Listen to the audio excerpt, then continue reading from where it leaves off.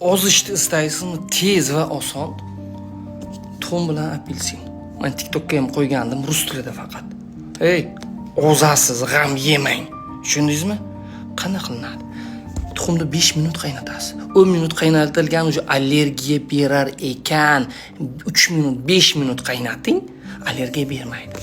Xullas, ertalab och qoringa 2 ta tuxum, obedga 2 ta, kechqurun 2 tadan tuxum xohlang bittadan yeng.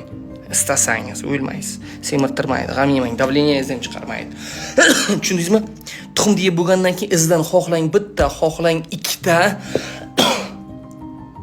apelsin iching. Apelsin yeng, xullas. Tushundingizmi? Boshqa hech narsa. Suv iching, mayli, suv iching.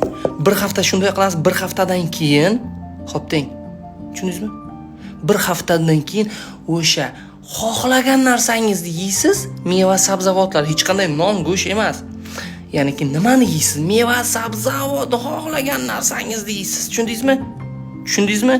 Xohlagan mana ertalab yeb oldingiz, mana 2-4 qaynatilgan, 5 minut qaynatilgan tuxumni yeb oldingiz, izidan apelsinni yedingiz, xohlang 2 ta yeb oling, baqirtirib turib hamma vitaminni beradi. O'sha obedgacha och qolib qo'ysangiz, meva, sabzavot yeng. Tushundingizmi?